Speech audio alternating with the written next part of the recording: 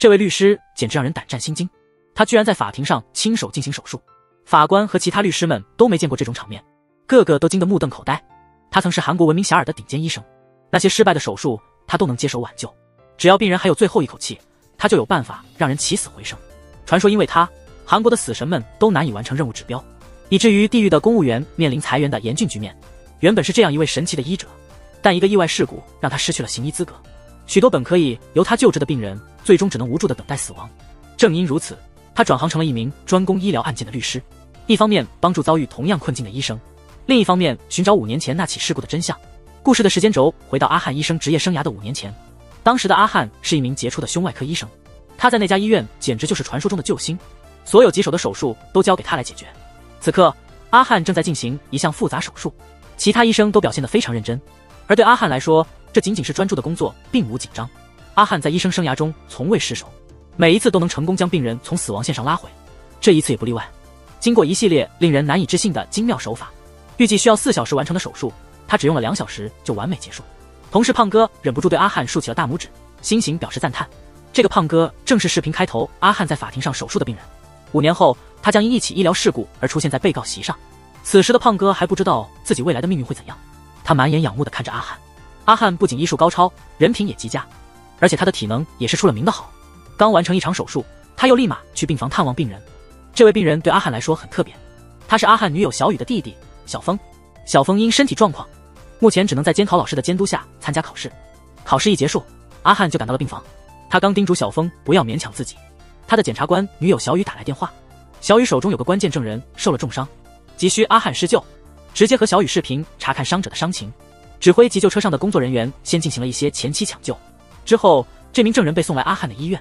这位白衣战神再次上线。5年后的阿汉因为某一场医疗事故被剥夺医生资格，被迫转行，会不会就是接下来阿汉经手的这台手术呢？继续往下看，手术一开刀就是意外连连，幸亏阿汉应对自如，遇到突发状况也能镇定自若。这时新角色老赵出场了，他是医院的掌门人，是靠妻子家族助力才得以晋升，现在高居要职，卷入了权力斗争。老赵在办公室远程监控着2场手术，一场由阿汉亲自操刀，手术已接近完美收官，另一场则是老赵儿子小赵在处理，那边简直就是灾难现场，几次意外让小赵手足无措。看着儿子快要出事，老赵终于采取行动。迅速的，忙着收尾的阿汉听到了提示音，这个信号是老赵紧急求助的暗号。阿汉立刻委托同事完成余下工作，急忙跑向电梯，按下电梯里的秘密按钮，到达了一个秘密楼层，及时赶到，防止小赵闯大祸。办公室的老赵也松了一口气，手术室里的医护人员也终于放松了。医院里流传着一句话，阿汉出手，黑白无常都得让道。阿汉立刻进入战斗状态，接过了小赵的指挥棒。小赵整个过程都是猛的，说不出话来，病人在无意识中在生死边缘徘徊，要是他此刻醒来，肯定非要小赵偿命不可。经过一阵慌乱，一切又回到了正轨。远程观察的老赵松了一口气，觉得太险了，他们用秘密手术室救的都是大人物，本想给小赵个施展才华的机会，没想到小赵这么不中用，最后还是靠阿汉的及时出手，大人物才脱险。一名护士忍不住夸了阿汉一句，手术室的氛围突然凝重，护士的夸奖无疑是对小赵的打脸。阿汉马上化解了这股尴尬，把缝合等后续工作交给了小赵，这样也算是给院长的儿子留了面子。手术结束，麻醉科的李哥训斥了失言的护士，刚才的病人是个官员的岳父，老赵费尽心思希望儿子能立功，他们这些跟随者得全力以赴支持。李哥反复叮嘱护士要口径一致。阿汉今天其实根本没露面，全程手术都是小赵一个人完成的，就是因为这种无耻的说辞，真担心会有更多人在小赵手下白白丧命。在另一头，阿汉赶回去陪小雨一起等小峰考试结束，这是最后一门了，考完之后小峰就可以不必再拖着病体受苦了。偏偏在最后关头，小峰因心脏病引起的不适感，面色苍白，几乎撑不下去。小峰阻止了想闯进病房的阿汉和小雨，他们一旦进来，小峰就得被判作弊。为了成为像准姐夫阿汉那样的优秀医生，小峰最终还是坚持完成了考试。努力可能不一定有回报，但不努力几乎注定没有回报。计算成绩时，小峰惊讶得目瞪口呆，他居然拿到了满分，所有的努力终究没有白费。阿汉在门外并没有去打扰这对兄妹，不管是救人还是为人处事，他都非常为别人着想。夜晚，阿汉打断了小雨，连续给了他2个喜讯，一个是小峰苦等的心脏移植机会终于来了，几天后就能进行手术。小雨激动地抱住了阿汉，弟弟一直聪明又懂事，只是心脏问题，让他一天只能活在当天。一个健康的小峰将是给小雨最好的礼物。然后阿汉宣布了第2个好消息，等到明年小峰痊愈，上大学后，他们就结婚。阿汉为小雨戴上了订婚戒指，他们的爱情是如此的丰富。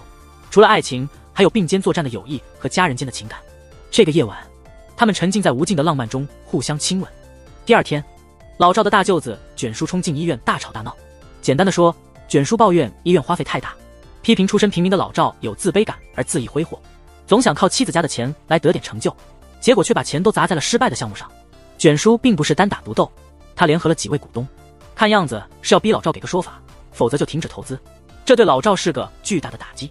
正如卷叔所言，老赵因为出身平民，一直不被妻子家族看重，所以他更加渴望证明自己的价值。老赵经过深思熟虑，做出了一个艰难的选择。他拨打了一个神秘的电话，对电话那端深意重重地说：“那个你之前的提议，现在还算数吗？”电话里的具体内容没有透露。画面切到了医院外，小雨和熊大领导在一起。小雨之前送来的那位伤者是关键的证人，在揭发议员梅姐之后，他不幸遭遇了严重的伤害，外界都在传言他心怀鬼胎，伤害自己是因为恐惧罪责。但小雨坚信这是梅姐试图封口的行为。熊大注意到小雨手上戴着婚戒，一番询问后，得知小雨即将步入婚姻的殿堂。熊大的面色似乎有些复杂。夜晚，阿汉应老赵之邀去其家中共进晚餐。老赵在任何剧情中都是个深谋远虑的老狐狸，面对手下，他没有摆出任何架子，亲自倒酒给阿汉，感激阿汉多次帮助小赵摆脱困境，还主动承担了小峰所有的手术费。这时，小赵回到了家中，老赵叫他过来，宣布了一个新消息，决定让阿汉接替小赵的胸外科主任职位。我不明白为什么小赵会感到这么惊讶。如果职位是根据能力来分配的话，阿汉甚至有能力坐上院长的位置。小赵对权力的欲望很强，对于职位被取代感到非常不满。老赵对儿子的不悦视而不见。阿汉离开时，老赵的心腹秘书长给了他一大盒礼物。小赵愈发感到愤怒，气冲冲地追出去，开始攻击阿汉，故意提到阿汉医生父亲为了得到主任职位，不顾一切的手术，导致病人死亡。在接受调查时，又爆出收受回扣，最终走上绝路。阿汉极力克制，没有动手，冷静地反击了回去。你有没有想过，如果不是我，你可能已经害死了多少人？阿汉的这番话直戳小赵的痛处，让他气急败坏。阿汉回到家后，打开秘书长送来的盒子，惊讶不已。盒子里竟然装满了现金，他决心要把这些钱退还。遗憾的是，接下来阿汉忙碌的行程，让他错过了退钱的最佳时机。小峰的心脏手术几乎耗尽了阿汉所有力量。手术完成后，他精疲力尽地睡了一大觉。深夜，正当他熟睡时，被老赵的电话叫醒，匆匆赶往医院。那一次改变他一生的特殊手术即将开始。本集完。今天，老赵将为一位超级贵宾进行心脏移植手术。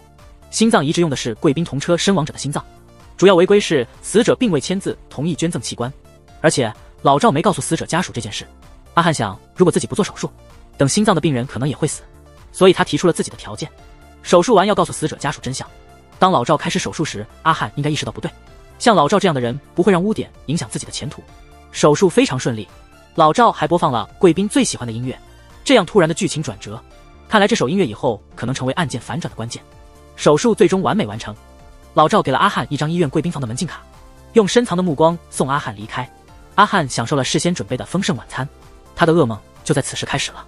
饱餐一顿后，阿汉原本要去看望未来小舅子，却突然感到非常困，就那么睡着了。他被电话的坏消息叫醒时，已经是第二天中午。赶回病房，可惜一切为时已晚。未来小舅子小峰出了严重问题，阿汉怎么抢救都没救回来。小雨匆忙赶到医院，不敢相信这一切。弟弟刚还在谈论将来的梦想，说要成为和阿汉一样的医生，转眼间就永别了。小雨和弟弟一直相依为命，他当场崩溃，痛哭失声。阿汉自责不已，这才开始发现事情的疑点。他听胖虎说，小峰出事时是老赵设置的急救装置，他知道老赵不会轻易救普通病人，而且老赵知道自己在哪。阿汉联系不上时，老赵却没动静。阿汉之前让胖虎每小时检查小峰，结果胖虎的班被赵杰顶替了。小峰事发前病房的异常让阿汉越想越觉得不对。此时小雨正经历双重打击，弟弟刚去世，就有人来让他同意器官捐赠。阿汉及时提醒小雨，一旦捐赠了器官，就难以进行尸检。小雨一时没反应过来要尸检干嘛，他马上意识到弟弟的死可能并不单纯。这时老赵也出现了，他支持做尸检，建议尸检和捐赠两件事一起进行。这么做既不延误家属追求真相，也不妨碍其他病人的救治。尸检的结果让阿汉惊讶不已，他意外地被卷入了尸检的中心。尸检显示，阿汉给小峰手术时的失误，竟是导致小峰死亡的直接原因。阿汉的辩解显得无力又苍白，就像喝多了酒的人坚称自己清醒，精神病患者否认自己的病情一样。这一刻，小雨心中乱成一团，他不知道该信任谁。阿汉决定去找一个人以查清真相。那个人是小峰去世前他救过的神秘贵宾，2个病人都是心脏病，都被安排在了 VIP 区。无数巧合和老赵的异常行为让阿汉感到真相就在贵宾身上。可惜他被告知去贵宾区的权限已被收回，原因是阿汉涉嫌医疗事故，需要暂停工作接受司法调查。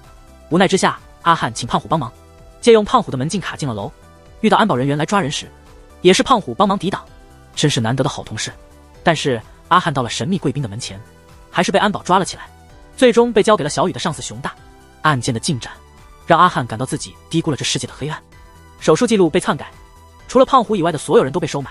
同事胖哥的背叛让阿汉愤怒，现在只有胖虎的证词能帮助阿汉，但因为他们私交甚深，检察官怀疑是假证词。熊大搜查阿汉家时，发现了阿汉未还给老赵的钱，越来越多的疑点指向阿汉。那天阿汉被其他犯人打了，晚上在医务室独自疗伤时，打他的人背后的老板老赵出现了。阿汉终于爆发出所有疑问，他猜到了老赵的计划，那颗心脏是从小峰那里偷来给贵宾的。老赵用几句话就让阿汉屈服，他威胁阿汉可以在这杀了他，或者对阿汉妈下手，让他痛不欲生。考虑到曾经的恩情，老赵给阿汉留了一线生机，让他承认所有罪名，保持沉默活下去。阿汉此时无力反抗，像被霜打过的茄子。考虑到母亲，他不得不认下所有罪名，包括家中发现的钱是不当得利。结果他的医师执照被吊销，被判2年，缓刑2年。那天雨特别大，小雨冒雨来追问阿汉为什么认罪，他内心深处仍想相信阿汉。阿汉并未向女友透露真相，而是决定与小雨断绝关系。复仇之路异常艰难，要对付的敌人让老赵都不惜冒险，实力非同小可。再没有绝对把握前，他不想牵连任何人。转眼5年过去，我原以为阿汉需要漫长时间去查清真相，没想到他已经差不多猜到了事情的真相，只剩下神秘贵宾的身份还未明确。阿汉这次回来只为复仇。此时胖哥正面临医疗事故致死的审判，老赵派出了顶尖辩护律师，而检方则由小雨担任。小雨因弟弟之死变得更加强硬，他为了受害者家属的公道而不断提升自己，迫使胖哥不得不认罪。胖哥还是老样子，无耻如初，在有确凿证据前，他总是在网上声称自己无辜，试图塑造受害者形象，赢取同情。当小雨找到足够证据时，他立即认罪，希望能减轻刑罚。他的脸皮厚到令人发指。小雨当然不会轻易饶过胖哥，在他的激烈追问下，胖哥突然倒地不起。故事回到了第1集的开头，阿汉在多年消失后突然出现在法庭。这位失去医师资格的医生将以律师身份为胖哥辩护，医院试图把责任全推给胖哥，并派绿姐来威胁他，如果他愿意背锅，2年后可以重回豪华生活，否则什么都没有。绿姐离开后，阿汉找到胖哥，胖哥虚伪地表达了一点悔意，说那时都是老赵逼他做伪证。阿汉不理会胖哥的伪善，直接进入正题。他愿意帮胖哥洗清罪名，但条件是胖哥得完全听从他的安排。不愿意坐牢的胖哥最终同意了阿汉的计划，他故意伤害自己，然后跑到医务室接受治疗，拿到了会引起自己过敏反应的抗生素，然后就在开庭的那天故意吃下抗生素，导致自己昏迷过去，由阿汉及时出手救了胖哥一命。之后阿汉去找法官跟绿姐争辩胖哥的辩护权，声称有关键证人能证明胖哥无罪。旁边的检察官小雨心情复杂，阿汉曾是他的前任，也是他弟弟死亡的主要嫌疑人。阿汉失踪5年，从医生转行成为律师，突然归来，并且还为当初指控他的胖哥辩护，这一切看上去都很蹊跷。接着老赵给绿姐打电话，电话被转接到了阿汉那里。阿汉接起电话后立刻语气激烈，说话之间充满了让老赵为过去的事付出代价的决心。小雨在阿汉宣战后本来想找他问个明白，但阿汉冷漠的不愿多谈，匆匆离开。夜深了，小雨喝了很多酒，被领导熊大找来安慰。小雨愤愤地说他原本打算原谅阿汉，他认为弟弟的死是阿汉无意间造成的，没想到阿汉竟然去做了专门辩护医疗案件的律师，这让小雨觉得阿汉对弟弟之死毫无悔意。实际上阿汉是不想让小雨卷入其中，他没有告诉这个深爱的女人，而是自己默默策划复仇。现在阿汉过去关系很好的熊二以及一位名叫小雅的顶级调查员成为了阿汉律师事务所的核心团队。小雅帮阿汉找到了能逆转胖哥案件的关键证据，阿汉终于松了口气。他计划先帮胖哥洗脱罪名，然后慢慢揭露老赵的真面目。此刻的老赵显得非常得意，他的医院生意兴隆，医疗领域的黑科技也颇受瞩目。他私底下与政界和商界人士的交往频繁，仿佛随时都要踏入再次我的人生。或为何是吴秀才中的郑商生？老赵一直在筹划与儿子小赵和政治家女儿娜娜的事情，本来一切都很顺利，直到一个变数出现。这个变数在剧中的名字叫阿杰，是家专门做游说和投资服务的公司的高层，看似只会说会道，实则这人神秘莫测，动手能力也很强。之前他在回国的飞机上碰到有人昏迷，阿杰发现那人的心率调节器出了故障，他迅速转身从一位乘客那里夺过耳机，从耳机中拆出磁铁，成功让心率调节器重新工作。周围的乘客们既惊讶又佩服，他们完全不懂这人怎么会这么了解这类冷僻的知识。时间又回到了现在，娜娜收到了风度翩翩的阿杰的示好，让小赵看起来很不是滋味。小赵的脸色变得很难看。画面切换，胖哥的身体有所恢复，庭审得以继续进行。阿汉一开场就使出了杀手锏，他请死者父亲老扎上法庭作证。接着阿汉说出了令人震惊的言论，指出老扎才是导致这场悲剧的真正罪魁祸首，死者因为外伤而患上了横纹肌溶解症，病因主要是因为受到了外伤。阿汉随即播放了老扎动手的录音，这证明了老扎正如其名，是个真正的人渣父亲。老扎因为害怕自己的恶行曝光而隐瞒了儿子的病情，这直接导致胖哥误诊，错过了救治的最佳时机。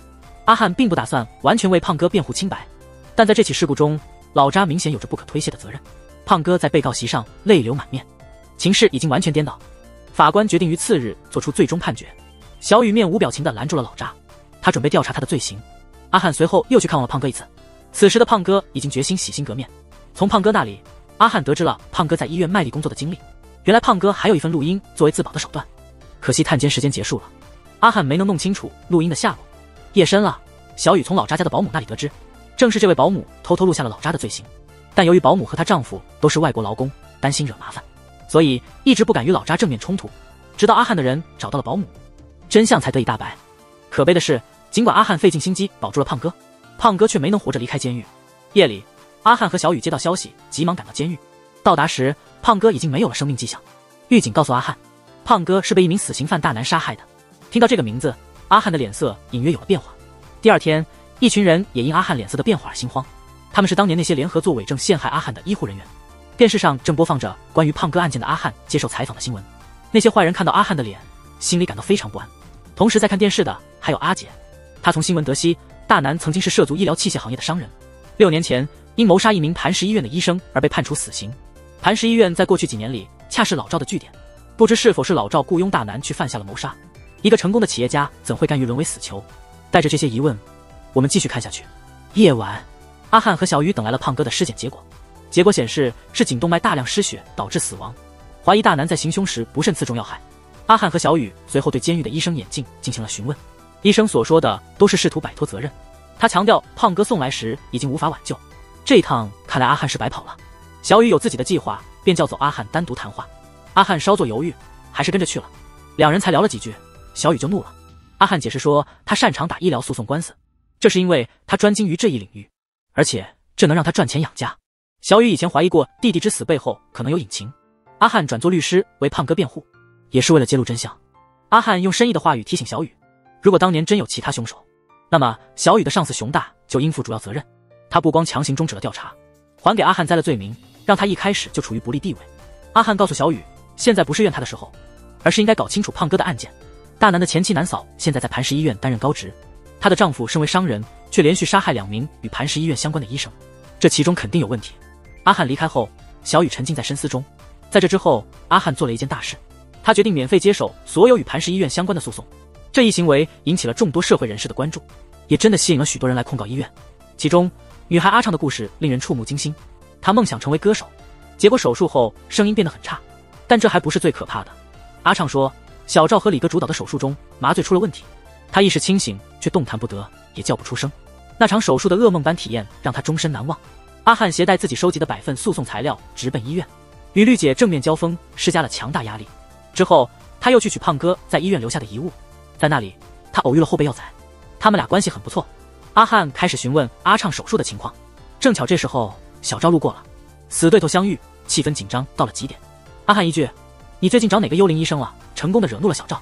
就在这时，又有一个人加入了他们，这人是有意向磐石医院投资的阿杰。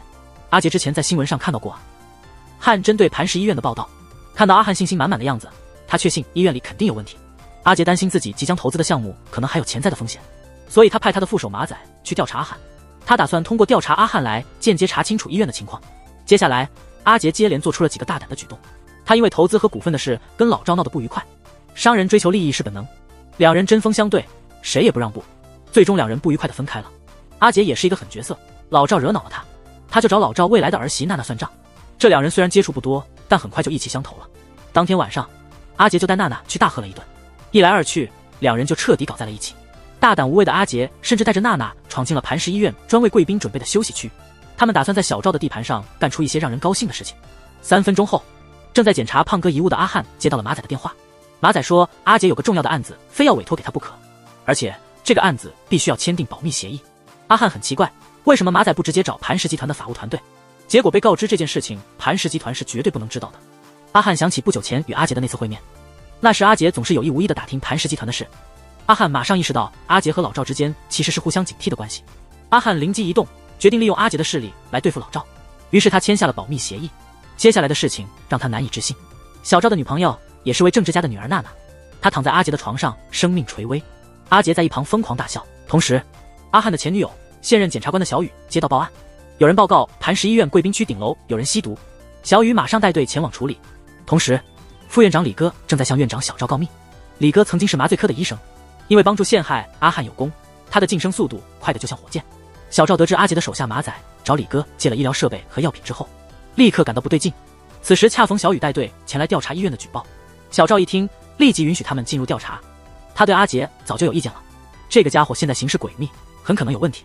小赵恰好利用小雨来暗地里给他一刀。老赵得知情况后，本想阻止小赵，但是小赵故意不接他的电话，只为了给阿杰一个教训，甚至不惜牺牲阿杰与医院的合作关系。这期间各种拖延。当小雨他们冲进阿杰的豪华套间时，里面已经被清理得一干二净。让小雨没想到的是，他的前任阿汉也在场，然后开始了搜查。宽敞的套间分成了2个搜索区域。小雨原本找到了线索，想要正式启动调查，却被多年不曾开口的阿汉阻止了。阿汉为了劝阻小雨不要因此破坏他的计划，无奈之下透露出小雨的弟弟其实是由小赵、李哥等人害死的。阿汉所做的一切目的都是为了让罪有应得之人受到法律的制裁。小雨半信半疑，但这涉及到他弟弟死亡的真相，他最终决定暂时信任阿汉。在另一边，小赵知道套间里还有一个小隔间，他径直奔向那个隔间寻找阿杰的破绽。这时阿杰拿出了小赵送给娜娜的礼物，警告他娜娜就在隔间里。小赵难以接受这个丑闻的进一步发酵，最终选择了停手，不再追究。等到其他人都走后，阿汉给了阿杰一拳，他已经看穿了今晚所有的布局都是阿杰策划的。小赵、娜娜、阿汉、小雨，实际上都是阿杰精心挑选的棋子。阿杰怪笑着夸赞阿汉，他原本只希望阿汉能成为他的得力助手，没想到阿汉竟然像是一颗高智商的大脑。阿杰已经查清楚阿汉正在与磐石医院打官司，只要阿汉来了，就必然会站在他这边。阿杰借此机会测试阿汉的能力，即便阿汉不来或不愿意帮忙，阿杰还可以利用娜娜来胁迫小赵帮忙遮掩。这场游戏一开始，阿杰就已经处于不败之地。阿杰给阿汉提出了一个他不可能拒绝的交易，阿汉提供法律援助，帮助阿杰对抗老赵父子。作为交换，阿杰帮阿汉找回了他一直渴望的医生执照，两人达成了协议。第二天，阿汉又去帮助一名医疗事故的受害者阿畅，抵抗来自磐石医院的诱惑。阿畅原本是个练习生，圈了不少粉丝。自从他在网上曝光磐石医院的事故后，医院的坏名声就像野火一样疯狂蔓延。老赵为此派出绿姐，带着10亿巨款来堵人嘴，想让阿畅删除视频，同时撤销诉讼。没想到的是，阿畅和他妈妈都没被这堆钱动摇，没被这诱人的大钱买通。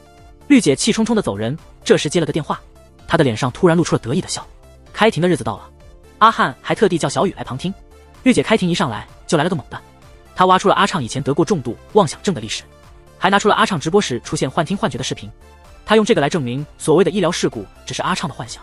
阿畅急忙辩解，说他早就治好了妄想症，他想证明医院麻醉搞砸了，说自己手术中突然醒了过来。他听到医院来了个 VIP， 小赵为了 VIP 抛下了他的手术，最后手术换人做的。绿姐凭着阿畅没证据，继续指责他妄想症严重。这时候情况突然大逆转，阿汉带来了那个替小赵完成手术的神秘医生，那人是阿汉的师弟耀仔。绿姐和李哥看到耀仔都傻眼了，他们原以为已经把耀仔弄去外地避世了，没想到耀仔不仅没走，还直接掺和进了这场手术的风波。阿畅一下子扭转了局面，耀仔把当天的情况都说了一遍。小赵走后，耀仔被李哥副院长威胁，不得不紧急上阵给阿畅做手术。耀仔还坦言自己因为准备不足，手术中确实出现了差错，他宁可自曝失误，也要揭露更多的黑暗事实。法庭最终做出了判决，因为阿畅能说出手术室的对话，麻醉失误的事实已经确凿，但替代手术的证据不足，这块先不能定罪。法院最后判决医院为自己的过错赔偿阿畅1亿。医院有钱，绿姐对这个结果无所谓，她嘲笑阿汉没有让戴手术成为铁证，白忙了一场。就在这时，小雨站出来了。小赵开始给阿畅进行手术后，中途离开。他准备对小赵提起杀人未遂的诉讼。绿姐的脸色很难看。阿汉和小雨俩人都很棘手。同时，马仔在向阿杰汇报阿汉的胜利消息。夜晚，阿汉把过去的真相和他掌握的情报通通告诉了小雨。小雨得知以前负责这案件的检察官熊大也被阿汉怀疑了，一方面不敢相信，另一方面又害怕。如果阿汉怀疑的是真的，这张罪恶的大网究竟牵连了多少有权势的人？另一方面，娜娜在小赵的医院里担任重要职务，在庆典上，小赵想看看他送给娜娜的耳环，结果娜娜2只耳环都在戴，小赵手里握着阿杰给他的那对耳环，瞬间误会被阿杰戏弄。实际上，阿杰早就预料到小赵会查耳环，所以提前准备了一模一样的耳环给娜娜。娜娜真厉害，上次险死还生的事也没让她受怕，她还和阿杰关系热络。接下来，阿杰见了老赵，用他们公司和医院合作的事作为筹码，终于让老赵同意恢复阿汉的行医资格，而且还没告诉老赵原因，这是打脸啪啪响。紧接着，剧情又紧张刺激起来。杀害胖哥的罪犯大南想请阿汉当他的辩护律师，还说要重新审理当年的案件，揭露磐石医院的黑幕。小雨在传话时很担心这是针对阿汉的圈套，但阿汉决心即使是险境也要冲一冲。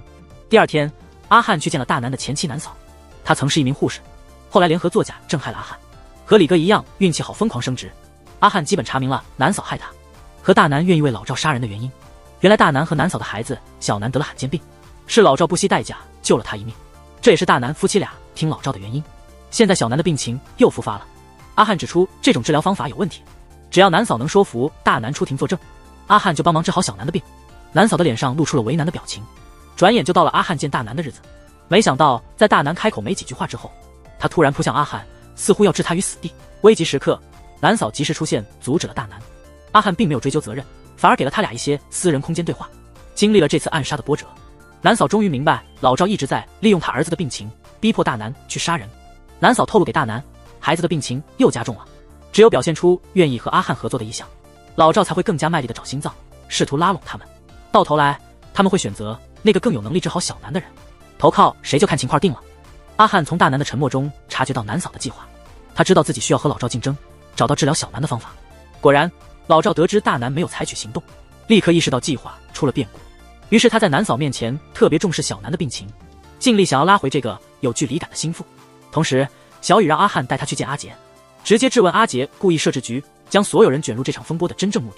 阿杰沉默片刻，只说了4个字：赢者为王。他向小雨和阿汉解释，自己与老赵签订了协议，医院的股价越是下跌，他投资医院时就能获得更多股份。那些贪婪之人得到金钱，求仇之人得到复仇，双方利益均衡，最终达成合作。此时，娜娜突然造访，阿杰原本想以小雨和阿汉在场为由，把娜娜拒之门外，谁知娜娜自信作为外交官之女，能够和他们搞好关系。娜娜接下来的举止非常值得玩味，她先是与阿汉有了一些亲密的肢体接触，试探出阿汉和小雨曾经有过婚约的消息。当2人单独时，娜娜告诉阿杰他们近期不会再见，娜娜需要时间梳理清楚她和阿杰之间的关系。娜娜离开后，阿杰望着为他准备的画像，脸上露出难以捉摸的表情。第2天发生了2件重大事件，一是药仔因为帮阿汉作证上庭，遭到了医院疯狂的报复，紧接着老赵跳了出来，打一巴掌给个甜枣吃，向药仔承诺只要他不再跟阿汉往来，3年提拔一次小职位，5年升一个大职位，前途一片光明。而在另一头，在阿杰的帮助下，阿汉终于重新获得了行医资格，这对于他与老赵争夺大南夫妇的斗争至关重要。与此同时，一位重要的客人来访，他是律所调查员，也是小雅的前辈，名叫正义。他应小雅之托，与阿汉进行了一笔情报交易。娜娜的父亲是位政客，与老衲和老赵关系密切。正义带着记者同事到老衲家进行采访，趁机悄悄翻找了垃圾桶，发现了一些器官移植患者终生需服用的药物，这让阿汉开始怀疑，猜想小峰的心脏可能被植入了老衲体内。随后，阿汉如约将手中的情报告诉了正义。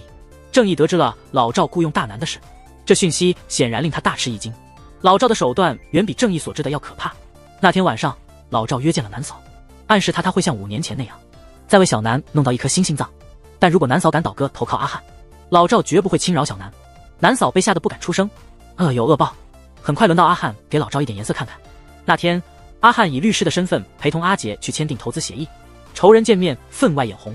阿汉果断出手，吓坏了在场的所有人。老赵曾命令大南去杀阿汉，如今阿汉以其人之道还治其人之身，也算是出了一口恶气。在投资谈判关键时刻，老赵如同哑巴吃黄连，有苦说不出。虽然受了伤，但老赵并未追究阿汉。签约前，阿杰加大了赌注，把违约金从$1提高到了10亿。老赵也孤注一掷，他正等着医院公布好消息，相信股票会涨。他确信自己不会违约。协议刚签完，阿汉立刻让老赵尝到了苦头。正义将老赵涉嫌雇佣大南杀害胖哥的新闻播上了电视，这只是阿汉反击的开始。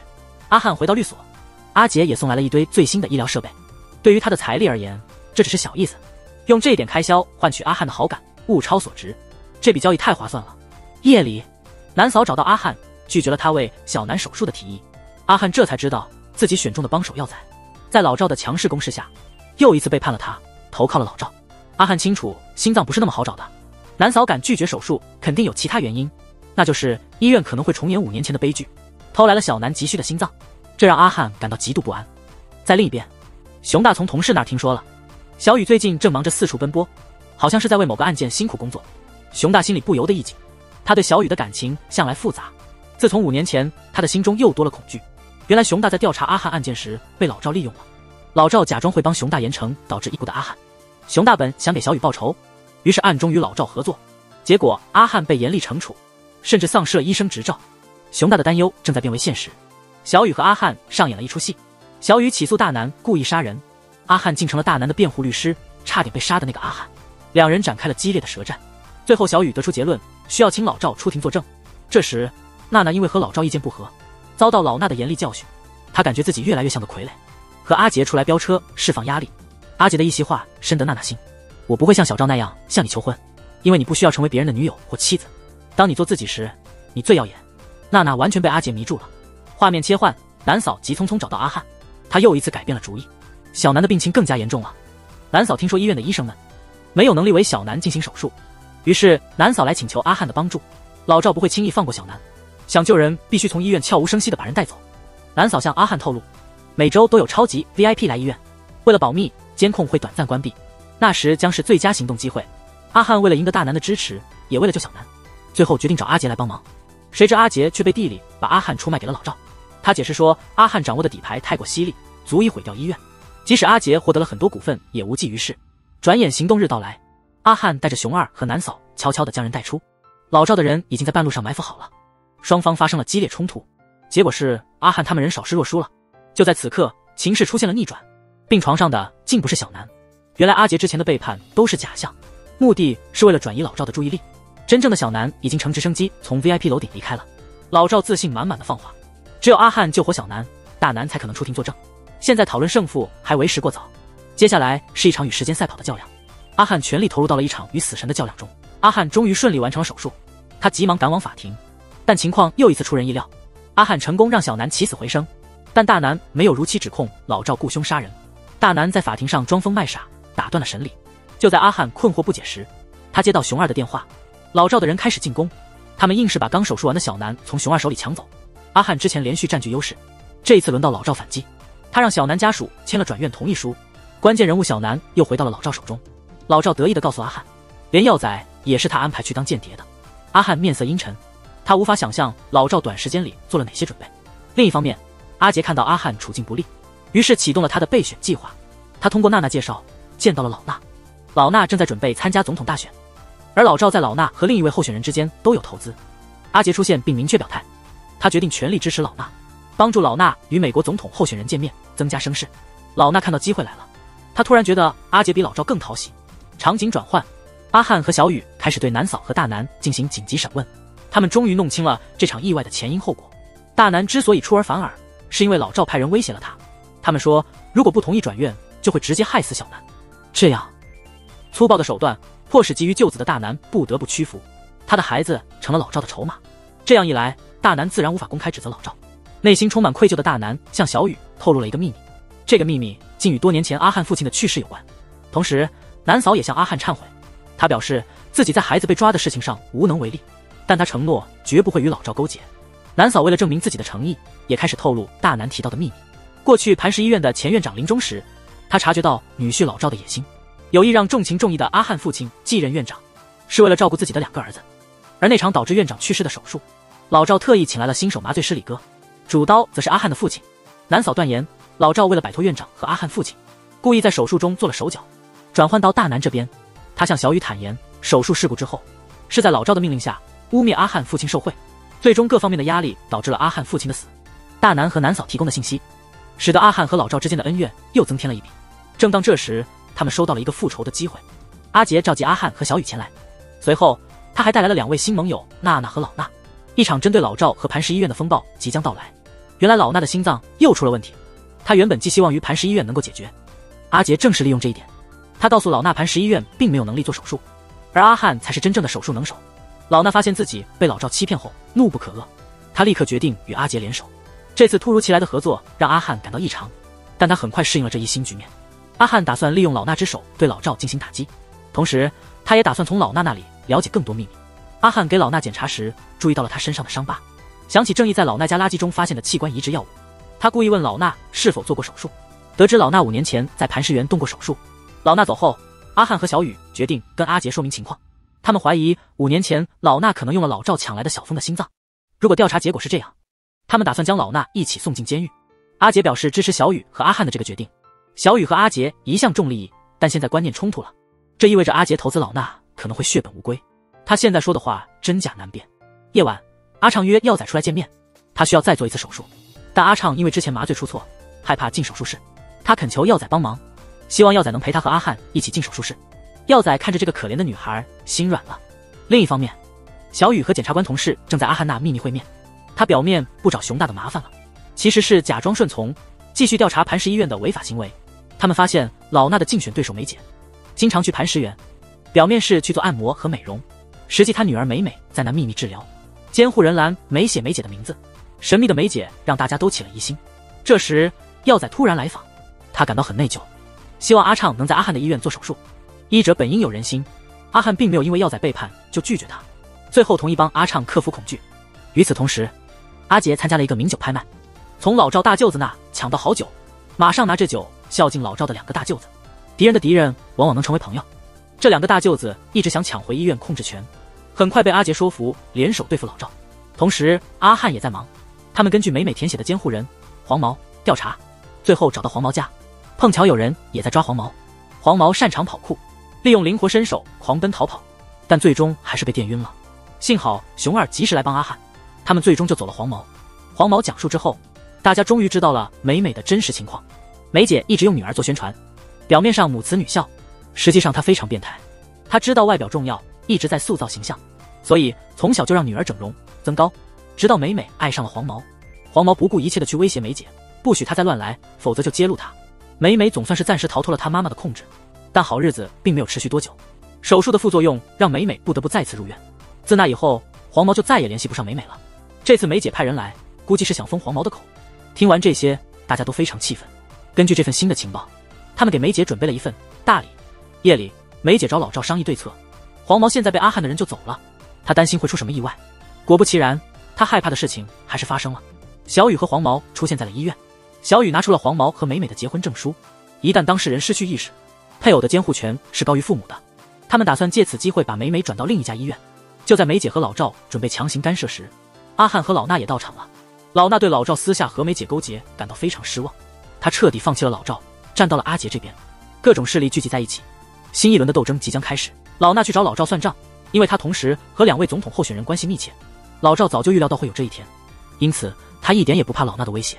他私下里彻底和老衲撕破脸，警告他最好老实点。看到老衲那难看的表情，显然是被老赵握住了什么秘密。紧接着老赵又打了个电话给副院长李哥，他打算上演一场戏，不让阿汉带走美美。很快戏就开始了，大家来到病房，发现美美处于昏迷状态，她的状况看起来非常不好。老赵提醒大家，在这种情况下转院对美美来说是不负责任的。作为医生的阿汉发现了老赵的漏洞，美美并没有完全失去意识陷入昏迷，而是被李哥给了镇静剂和肌肉松弛剂。老赵为了让美美看起来无法转院，把她置于了生命危险之中。梅姐看着这一切，要求一个解释。老赵被打了几巴掌，硬着头皮说会私下向梅姐解释。阴谋暴露了，老赵已经无法阻止美美被转院了。阿汉带走美美之后，对她进行了详细检查。美美的身体状况非常糟，急需进行器官移植。可问题是，等待移植的名单上还有几个人排在她前面，而且美美只能接受 O 型血的器官捐赠。黄毛因为是 O 型血，立刻站了出来。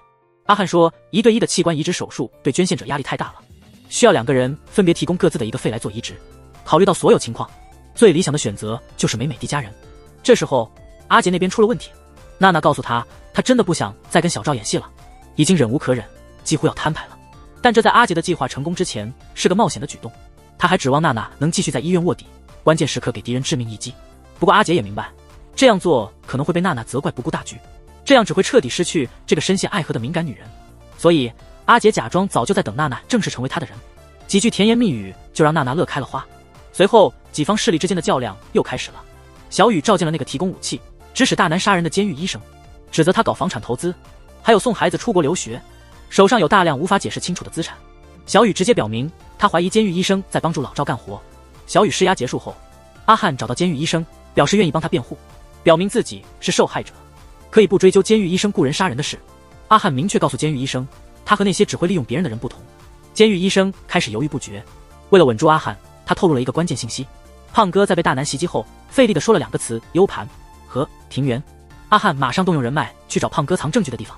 第二天，黄毛和阿汉去找梅姐，愿意放弃起诉梅姐伤害美美的事，以此交换梅姐给美美做器官移植的条件。贪心的梅姐提出了更多要求，黄毛必须和美美离婚，手术后就永远离开美美的生活。黄毛为了爱人，终于痛下决心答应了。紧接着是一场重要的会议，老赵为了进入政界，放弃了财团内的许多职务，这其中也包括了磐石医院院长的职位。他本来想把位置让给小赵，在决定性的时刻，阿杰忽然提出，老赵投身政界可能会面临失利的风险。如果医院的股价突然崩盘，阿杰背后的公司就可以根据预先设定的协议取得医院的控制权。这时娜娜也发声支持，指出医院正在研发的新药临床试验数据未能达到标准，这表明支撑医院股价飙升的最大依据已不复存在。阿杰所预言的一切可能会变成现实。娜娜还联合阿杰向所有在场的理事阐述，一旦医院落入阿杰手中并成功在纳斯达克上市，股价将进一步上涨，大家也能分得更多的利润。听了这些，理事们立刻热议起来。事情还没结束，这时候小雨拿着搜查令来提醒小赵，他涉嫌违反了医疗法，并且涉嫌未遂杀人，但他多次拒绝到庭，如果下次还不出庭，警方将会直接逮捕他。这条震撼消息使得反对小赵当院长的声浪高涨，老赵心中渴望的接班梦想破灭了。另一边，阿汉在寻找胖哥隐藏的证据的庭院时，意外得到启发，庭院可能指的不是一个地点，而是一个人。随着调查方向的改变，阿汉找到了胖哥事故后迅速离职的护士庭园，从庭园那儿得知，胖哥在事故前把求婚戒指交给了他，似乎有预感自己会发生不测。结果胖哥真的出了事，庭园因为害怕就逃离了。那晚，阿汉打开了那个 U 盘，他听到了胖哥和老赵之间的一段对话录音。这里先不透露录音的完整内容，只是含蓄地提到了老赵让胖哥为小峰案件作证时要做的事情。画面切换，转到了阿汉给美美进行移植手术的那一天。谁也没想到梅姐会狠心到这种程度。阿汉刚取出黄毛的肺脏，准备去另一个病房取梅姐的肺脏，不料本该麻醉的梅姐竟然出现在老赵的办公室。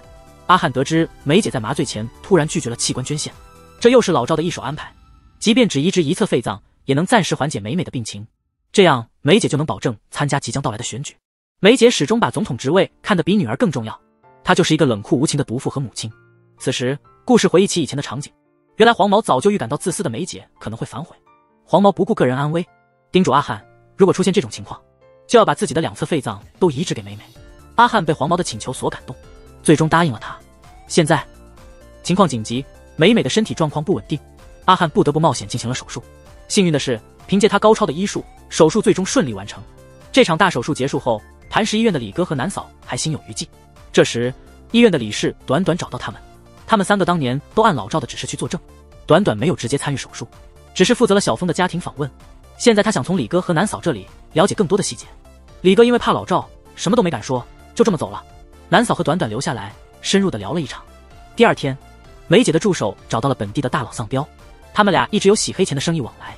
他们哪里知道，小雨的2个同事正在暗中监视他们。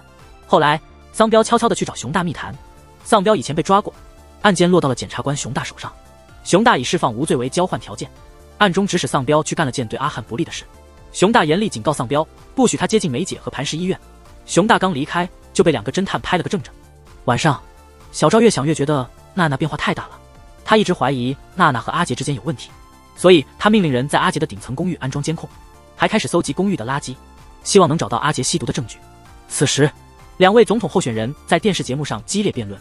老衲的杀手锏是一些从阿汉、小雨那里得到的照片，照片显示梅姐的助手和高利贷的丧彪有疑似洗钱的交易，这件事对梅姐造成了巨大冲击。他只能装作不知情，暂时混过去。梅姐对助手施加了软硬兼施的压力，提醒他一旦事情败露，就得自己扛责任。画面转换，阿汉叫娜娜出来见面。娜娜的父亲执迷不悟，坚持要和老赵合作，还打算让小赵在阿汉手术后成为主刀医生。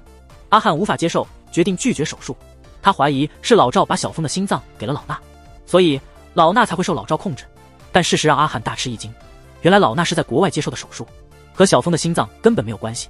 老衲的真正秘密是他患有阿尔茨海默病，一直靠磐石医院的新药来控制病情。一旦他的病情曝光，他的总统梦就彻底破灭。娜娜其实不想老爹当选总统，否则老衲的处境会变得更加复杂，还得整天牺牲自己去换取更多的好处。但目前娜娜好像有了其他的计划，她请求阿汉先暂时不要把老爹的病情告诉别人。对阿汉而言，老衲是否成为总统并不重要，阿汉现在最关心的小峰的心脏到底去了哪里。这时候阿杰忙得不可开交，他先是去赌场说服心事重重的李哥，然后又听说阿汉和娜娜在密会喝酒，他表现得一点也不嫉妒，脸上挂着的笑容总是难以捉摸。在另一边，阿汉见完老衲后接到了辅佐官的电话。老衲之前在电视上公开挑战梅姐和辅佐官之前，阿汉已经提前和辅佐官取得了联系。辅佐官早年被卷入梅姐的权力斗争，在生命危在旦夕的时刻，是阿汉救了他。这次见面，阿汉提醒辅佐官不必再为梅姐卖力。现在辅佐官主动打电话约见，阿汉本能地认为对方可能要背叛梅姐。阿汉长途跋涉赶到辅佐官指定的别墅，到了那里，发现辅佐官命悬一线。阿汉立刻从车上拿出急救包，对辅佐官进行初步处理，紧急呼叫救护车。他正报告地点时，却被人从背后击昏，他陷入了极度危险的局势。阿汉是被梅姐的辅佐官叫到梅姐的别墅的，一到就发现辅佐官倒在地上，失去意识。阿汉正试图救助他，却被人袭击，袭击他的正是丧彪。梅姐打算利用他来同时除掉阿汉和辅佐官。危急关头，阿杰赶到了，这位掌权者在危难时刻救了阿汉。梅姐得知消息后勃然大怒，她立刻联系老赵，请他的豪华法律团队处理善后事宜。阿汉则将辅佐官转移到了自己的医院。辅佐官经过简单的处理后，阿汉匆匆去找老衲。老赵参政的听证会即将开始，阿汉申请作为证人出席听证会。他一再警告老衲小心不要被老赵操纵。同行的小雨告诉老衲，他们将对罪行滔天的梅姐提起诉讼，帮助老衲清除成为总统的障碍。经过一番话，最终说服了老衲。第二天，阿汉邀请阿杰到医院。阿杰一次又一次的救命之恩让阿汉对他信任有加。阿汉决定不再隐瞒，全盘托出。他坦诚自己从胖哥的女友那里得到了老赵5年前指使胖哥伪造证词的录音。阿汉打算在即将到来的听证会上用这份证据攻击老赵。阿汉的信任使阿杰感到欣慰。这时，磐石医院的副院长李哥赶到了阿汉的医院。李哥通过医疗设备确认了那人已经脑死亡。这时阿汉注意到了这位不速之客，立刻质问李哥到底想要做什么。李哥透露是老赵要他来背这个黑锅。为了保护自己，李哥决定投靠阿汉，但实际上李哥只是在表演而已。他实际上是老赵派来的探子。梅姐这边也收到了老赵传来的消息，辅佐官宣告脑死亡，我们终于可以松一口气了。另一边，医院的理事短很快就从南嫂那里知道了真相。原来老赵过去对小峰做出了不可告人的事，他本以为只是帮老赵伪造了户籍证明，想要尽快弥补自己的错误。短和南嫂打算在老赵的听证会上揭发他。这时候李哥突然出现，声称也要一同指证老赵。短和南嫂被骗到场后，老赵安排的伏兵立刻将他们围困。紧接着是老赵的听证会以及梅姐的记者会同时开启。梅姐利用辅佐官已经脑死亡这个事实，把所有罪责都推给了辅佐官。就在这关键时刻，小雨推着辅佐官现身了。原来阿汉早就预见到老赵会来打探消息，特意制造了辅佐官脑死亡的假象来迷惑敌人。现在辅佐官终于看清了梅姐的真面目，他拿出了过去10多年收集的秘密账本。梅姐立刻被捕，老赵的情况也不比梅姐好到哪里去。阿汉出示了胖哥的录音，证明了老赵5年前让胖哥做假证。老赵辩称那录音是伪造的，并且试图将责任推给当年的检察官熊大，他想拉熊大下水，共同证明当年的案件处理没问题。没想到熊大却背叛了他。越来越多的证据被揭露，熊大开始意识到老赵可能真的有大问题，自己不过是被老赵用来对付阿汉的棋子。因此熊大坦白了老赵曾指示他对阿汉进行过分调查，甚至还和丧彪沆瀣一气。关键时刻，一份致命证据出现了，一段疑似老赵杀害李哥的视频引起了轩然大波。这里讲述了一段过往，阿杰出重金让人偷录老赵对杀害小峰的自白，没料到李哥行动暴露，被老赵抓个正着。愤怒的老赵攻击了李哥，这正是后来流传的那段视频内容。接着更多细节被披露，原来阿汉在之前交涉李哥时已经悄然将李哥收为己用，但阿汉不知道的是，阿杰背着他也和李哥做了一笔危险的交易。如果李哥被老赵发现背叛，那他必定凶多吉少。阿杰知道阿汉的个性，绝不会拿李哥的生命开玩笑，所以一直瞒着这位盟友。但正因为这样，李哥后来找老赵套话时过于直接，身上的录音笔一直没藏好，最后被老赵发现后，在怒火中丧了命。往事终于落下帷幕，因为杀人视频曝光，老赵输定了。阿杰这边却突然遇到了大麻烦，他原本打算抛空磐石医院的股票，打算等股价大跌后再买回来。可是手下的小弟，还有级别差不多的高管阿芝，都认为股票不会跌，极力阻止卖出，这最终导致了巨大的亏损。阿杰宣称要向高层汇报，严肃处理这2个人。后来阿杰又联系了老衲，现在梅姐和老赵的势力已经没落，阿杰打算成为支持老衲竞选总统的坚定盟友。这时候老衲听到手下悄悄说了些什么，他没回应阿杰，匆忙挂了电话。另一边，阿汉在研究那个杀人视频，通过放大的细节进行分析，他发现老赵在攻击李哥前一直在看那支钢笔，后来甚至跟李哥为了抢那支笔打了起来。他和同伙们仔细研究了一番，猜想李哥可能在用钢笔偷录，结果被老赵发现。夜深了，阿汉把阿杰叫了出来，他怀疑阿杰是指使李哥行动的人。阿杰直接承认了，两人因对付老赵的方式有很大分歧。阿汉对阿杰的激进态度和手段感到震惊，突然意识到阿杰对付老赵不仅仅是为了钱。阿杰也没否认，他让阿汉自己去找答案，然后就大步离去了。这时小雨正在审问老赵，梅姐已经被捕，熊大也承认了自己因为急于办案，那年被老赵欺骗了。小雨只差把老赵绳之以法了，还要查出弟弟的心脏究竟去哪了。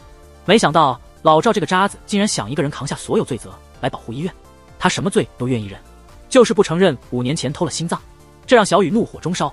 老赵看出小雨和自己弟弟一样也有家族病，他用复杂的语气提醒小雨应该早点去医院，小雨却不领情，看着这老头子眼里满是恨意。接下来2件大事，阿汉和小雨找到了阿杰的小弟，去打听阿杰和磐石医院之间的恩怨。马仔因为之前跟阿杰作对，导致公司在股市上损失惨重，被冷落了。一怒之下，他把知道的内情全吐露了出来。一个重要的线索追溯到5年前，那时阿杰来到韩国考察磐石医院，打算投资，结果不料出了个车祸，被紧急送往磐石医院接受手术。这件事让阿汉开始怀疑，会不会是阿杰偷了小峰的心脏？另一个事情跟娜娜有关，他跟阿杰混得很近，透露了个天大的秘密。他不希望自己的爸爸当选总统，也不想自己成为名利场上的棋子，所以偷偷替换了老衲的药。老衲在新闻发布会上宣布自己阿尔茨海默病发作，这下子彻底没戏参选总统了。接着各路人马都汇集在磐石医院的顶楼，小赵因为曾经喜欢娜娜，现在跟着阿杰，老爸又出了事，种种情绪叠加让他快要崩溃，于是他找来想跟这对男女决一死战。正当小赵要动手的紧要关头，阿汉和小雨也赶到了现场。阿汉一把揭开了阿杰的衣服，只见阿杰胸口那道伤疤，更加确信小峰的心脏就在阿杰体内，断定阿杰就是当年偷心脏的贼。阿杰却死不承认，挑衅说阿汉和小雨有证据就抓他呗。双方的矛盾彻底公开化了，小雨发誓要查出阿杰的罪行。第2天，老赵这边也没闲着，他让律师秘密找到了潜逃的副手影子，指使这个人去袭击南嫂和他的孩子。阿汉等了很久都没见到南嫂，心里突然涌上一股不祥的预感。紧接着老赵在监狱会见了阿杰，老赵先发制人，提出谈判条件，说只愿一把研发中心让给阿杰，坚决不把医院全部交出去。但阿杰今天来其实另有所图，两人之间的过去又重新被提起。原来阿杰之所以坚持投资老赵的医院，只是为了自己的心脏手术。当轮到阿杰做手术的时候，他临时有一个重要会面准备外出，由于这种重大手术都要提前服用药物调整状态，老赵说是害怕阿杰服药后独自外出会出问题，又给他弄了一些防止意外的药物。阿杰怀疑老赵对他最后的药物做了手脚，这才导致他开车时神志不清，发生了车祸。老赵趁机将小峰的心脏装进了阿杰身体里，并以此事作为把柄，威胁阿杰在与医院合作中必须妥协。在得到阿汉的更多情报后，阿杰越来越确信自己的推测。换言之，心脏被偷并非阿杰本意，他只是成了老赵利用的棋子。阿杰不听老赵的否认，他不像阿汉、小雨那样只讲证据和法律，他决定亲手夺回老赵最看重的一切以复仇。阿杰离开后，老赵急忙找到了律师姐。老赵本想自己一个人承担所有罪责，现在担心一旦自己被抓，医院会毁在阿杰手里，所以考虑改变口供，否认所有罪行。就在这时，老赵的副手发来消息，说南嫂已经被绑架了。紧接着，律师姐给了影子新的指令，让影子杀了南嫂后自首，声称老赵会承担大部分罪责。其实暗地里安排了人针对影子，准备让他成为替罪羊。很快，老赵的庭审开始了。老赵否认了之前所有的指控，解释自己之前认罪是因为检察官的压力。法律界的人也跳出来为老赵辩护，说老赵在情绪激动下无意中伤了李哥，处理后事的是影子，不是老赵，想要彻底把责任推掉。就在这时，出乎意料的转变发生了。影子、阿汉、南嫂，一个个不该出现的人，竟纷纷出现在法庭上。法庭上出现了一段过去的回顾。原来阿汉事先联系了老赵的家人，说服了内部知情人出庭作证，揭露老赵。阿汉与小赵达成了交易，他将揭发阿杰非法接受器官移植的事实，这对阿杰来说是重罪，他将失去现在的职位，无法再涉足磐石医院。阿汉的前提是小赵必须动用所有关系找到影子，他们需要确凿的证人来指控老赵。在小赵的助力下，阿汉成功救出了即将被老赵杀害的影子。影子为老赵做过很多事，手上握有不少证据，这下见到老赵卸磨杀驴，顿时感到心灰意冷，于是完全站在阿汉这边，揭露了老赵的真面目。大家揭露老赵，不免提及当年小峰的事。作为检察官的小雨听到涉及弟弟的案件，立刻气得喘不过气来。他和弟弟患有同一种遗传性疾病，这段时间里感到非常疲惫，最终情绪爆发，不得不暂停庭审。奄奄一息的老赵和阿汉见了面，他交出了阿杰当年非法心脏移植的视频证据。老赵知道阿汉是个有原则的人，厚着脸皮请他帮忙打败阿杰，保护医院。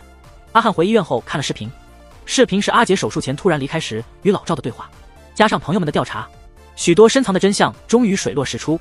原来阿杰手术前去见的是他亲生母亲，当年因为经济困难，不得不让阿杰被送养出国。现在母子终于认亲，阿杰潸然泪下。没想到就在这时，老赵在阿杰手术中做的手脚发作了，导致了一起交通事故。当时老赵已经发现即将接受心脏手术的阿杰打算拒绝，为了抓住阿杰的弱点，获得投资，便计划让阿杰失去意识，不能拒绝手术。等阿杰醒来，他得知了母亲的去世，一时心灰意冷。事情终于尘埃落定，如今阿杰用老赵曾经的方式对付他。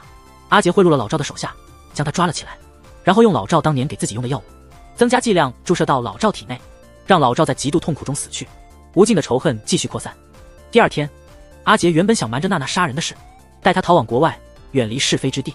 没想到小赵迅速发现了老赵的死讯，意识到肯定是发狂的阿杰干的，一路追到机场，严重伤害了阿杰。阿杰被紧急送到阿汉的医院，在这位神医的治疗下，终于保住了性命。时间快近1年，阿杰拒绝了阿汉的辩护，既然当初没能逃脱，现在他也不想再挣扎，只想接受自己该受的惩罚。此外，阿杰还对阿汉说了一句话，和他并肩战斗的日子很快乐，如果他们都是普通人，可能会成为好朋友。经过一番调查，阿汉终于洗清了嫌疑，小雨的手术也排上了日程。手术成功，两人克服重重困难，准备补办他们多年未举行的婚礼。